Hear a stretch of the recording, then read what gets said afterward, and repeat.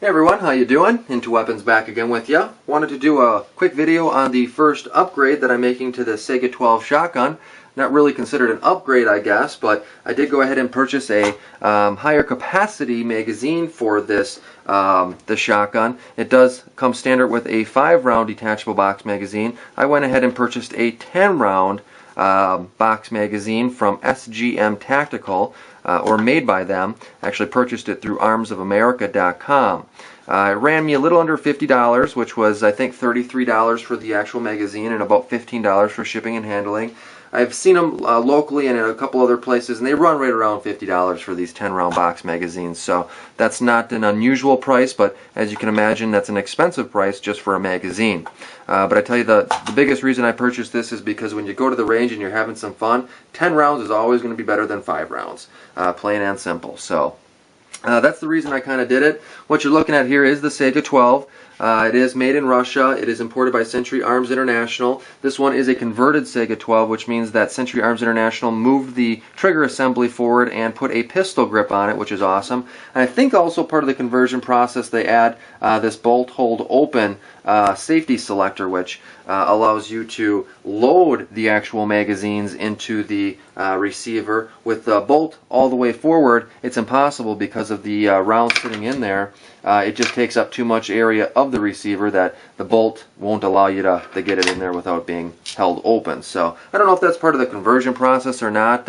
I don't know if the original Saigas that are stock have this safety selector on it, but it's a nice feature either way, being that when you do take it to the range, a lot of range masters and ranges prefer that you have your bolt held open for safety reasons.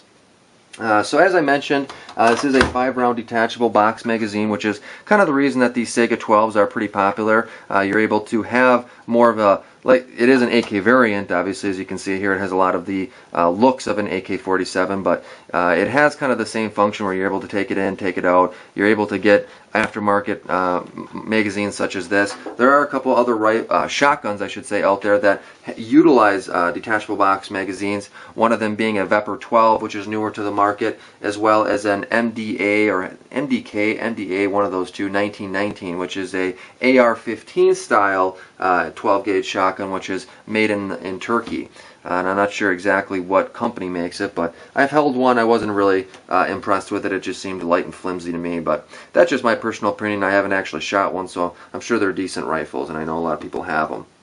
But I did want to go from a 5-round to a 10-round and do it as quickly as possible with the current market conditions, being that these are going to start drying up pretty quickly. So if you have a 12-gauge and you don't have some additional magazines, now is the time to buy them. So what we'll do is we'll go ahead and throw these in here. I haven't had a chance to get this to the range yet. I did actually have to make a few modifications to this magazine to make it to work snugly in the rifle or in the shotgun. I sanded down a little bit in the front here where it's kind of slides in, and then I also in the inside here had to sand down a few of the edges along the inside so these rounds would actually slide down a little easier. And I also sanded down the back of the lip here as it was really tight as I was rocking it or cradling it into the mag well. It wasn't sitting real nice. So I did do a few little areas of sanding on there, but now it does go in there. It's still a little tight, and you kind of have to force it in there a little bit, which is fine. I'm sure it'll wear itself in a little bit, but you do want your tab, your mag release, to come all the way to the rearward position so it is fully seated.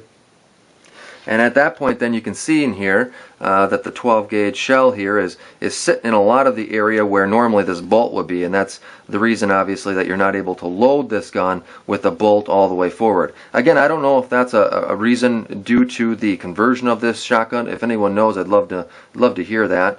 I'm not 100% familiar with these shotguns yet. I bought this not too recently, or not too long ago, and I've only used it a couple times, so I'm still kind of in the learning process of this particular shotgun. But once you have it there, you can go ahead and release your bolt hold open feature and throw your bolt forward, and then with any luck here I can get it to extract and load the next one. And it seems like it's working pretty well. Of course, that's only 2 rounds in there. I'll have yet to get it to the range and do a full function test, but it definitely seems to be working. This SGM Tactical magazine seems like it's a pretty decent construction. It's all polymer. It's got a polymer follower. It's got the steel spring, obviously, but it also has a polymer removable floor plate here, so you can get in there and do maintenance on this. It is made in the USA, so it'll meet any 922R compliant factors that you have.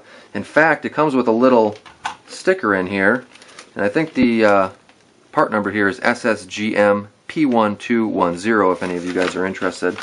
It gives you a little bit of information on the 922R compliance. It says exclusively for use with the Saiga 12 shotguns. It's the Saiga 12 gauge shotgun mag. It's product number SSGM-P12. All parts manufactured in the USA. Mags above 5 rounds are intended for use in 922R compliant shotguns. This mag counts as 3 922R compliant parts, which is probably the body, the follower, and the base plate there. And that's pretty much it. It does look like it's warranted a little bit, 5 years there from the date of purchase if you want to contact them on that kind of stuff. But overall, not a bad magazine. Seems like it's pretty well constructed. Looking forward to getting to the range and test it out a little bit. Probably going to make a few more upgrades to this shotgun before I get it out to the range and have to go through the process of cleaning and everything. But like I said, kind of the first upgrade I've made to it. Overall, pretty happy with it. It looks like it's going to make a pretty good shotgun magazine.